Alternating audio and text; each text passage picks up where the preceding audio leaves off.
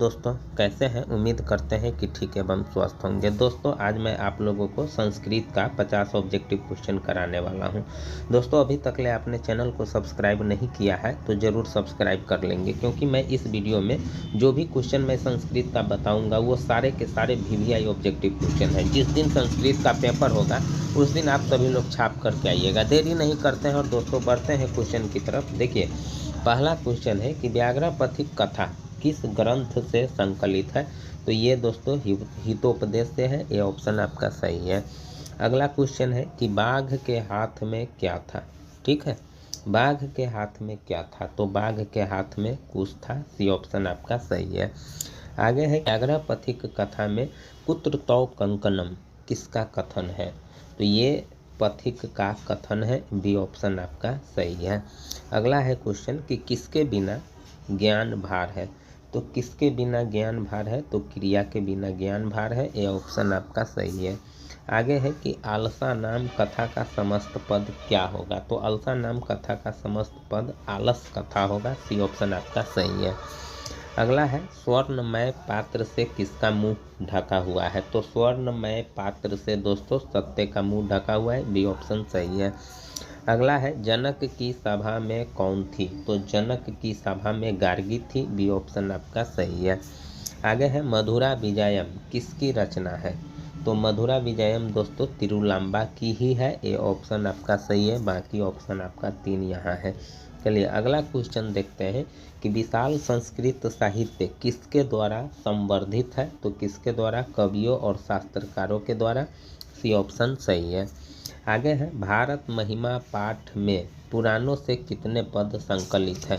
तो भारत महिमा पाठ में देखिए, भारत महिमा पाठ में पुराणों से जो संकलित है उसका कितने पद संकलित है? तो 2 पद संकलित है। सही ऑप्शन इसका बी होगा।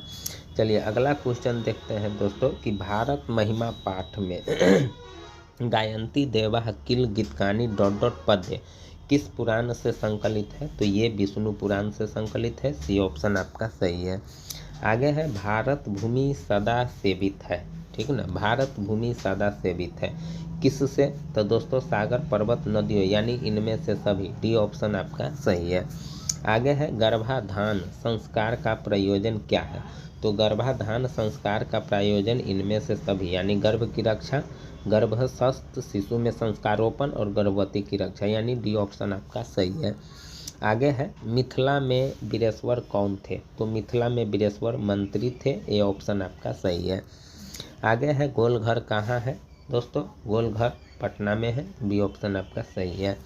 आगे है अंत्येष्टि संस्कार कब होता है? तो अंत्येष्टि संस्कार मरणोपरांत होता है। ए ऑप्शन आपका सही है।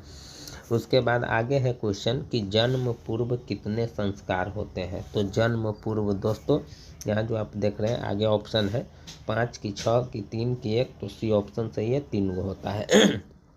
आगे है समापवर्तन संस्कार का उद्देश्य क्या है? तो समापवर्तन संस्कार का उद्देश्य गुरु गृह से गृहस्थ जीवन में प्रवेश करना। ये ऑप्शन आपका सही है।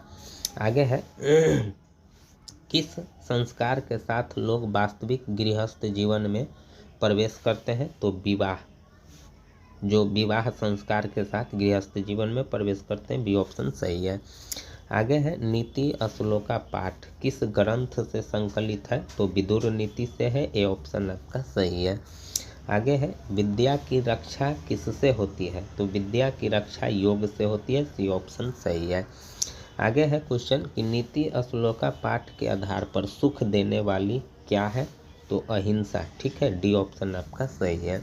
आगे है नीति श्लोका पाठ में, ठीक है ना, कितने श्लोक है? तो नीति श्लोका पाठ में कुल 10 श्लोक है। बी ऑप्शन आपका सही है।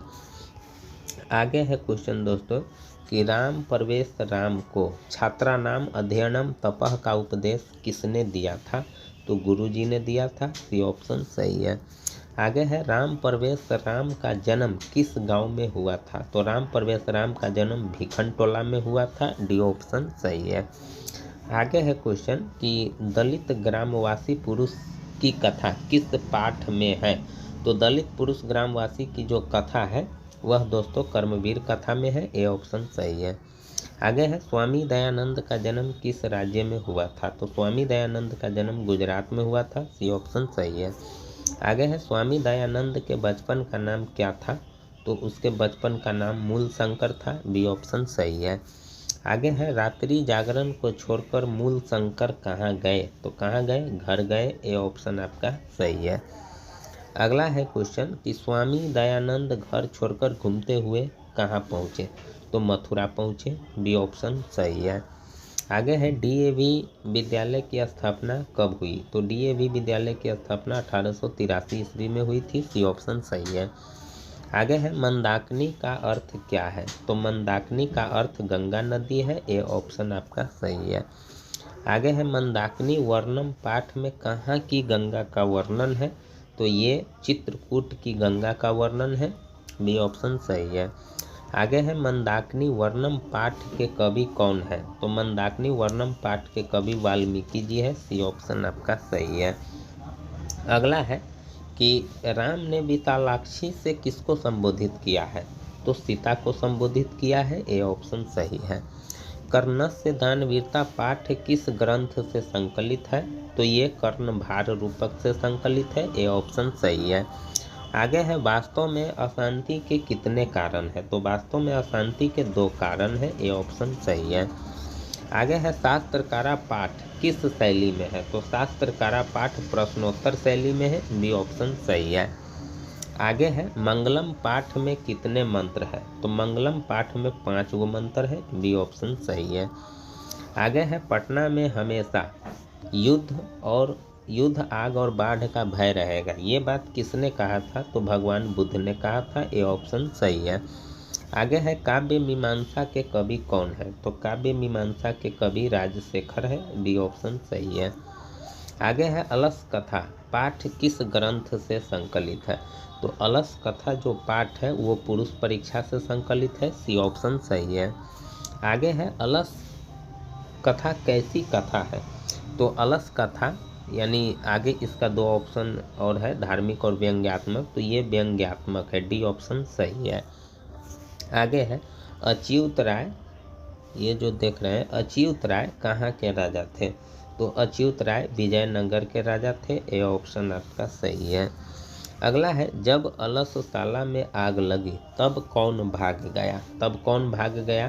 तो कौन भाग गया? धूर्त, सी ऑप्शन आपका सही है। अगला है सिख संप्रदाय के 10वें गुरु कौन थे? तो सिख संप्रदाय के 10वें गुरु गुरु गोविंद सिंह थे, ए ऑप्शन सही है। आगे है हम सबों में भारतवर्ष के प्रति क्या होनी चाहिए? तो देशभक्ति होनी चाहिए, डी ऑप्शन सही है। आगे है क्वेश्चन कि मंदाकिनी वर्णम पाठ में राम किसको मंदाकिनी नदी दिखा रहे हैं? तो सीता को दिखा रहे हैं, ए ऑप्शन सही है। आगे है मंदाकिनी में कौन स्नान करते हैं? तो मंदाकिनी में दोस्तों ऋषिगण स्नान करते हैं, बी ऑप्शन सही है। अगला है मंदाकिनी वर्णम पाठ में कुल कितने पद है? तो इसमें 10 पद है, डी ऑप्शन सही है। इस प्रकार से दोस्तों आपका 50 का 50 कंप्लीट हो गया, आप इसको याद कर लेंगे। दोस्तों वीडियो अच्छा लगा हो ज़रूर लाइक कीजिएगा, चैनल को ज़रूर सब्सक्राइब कीजिएगा। फिर मिलेंगे अगले सब्जेक्ट के साथ नेक्स्ट वीडियो में, तब तक के लिए थैंक यू दोस्तों, जय हिंद जय भारत।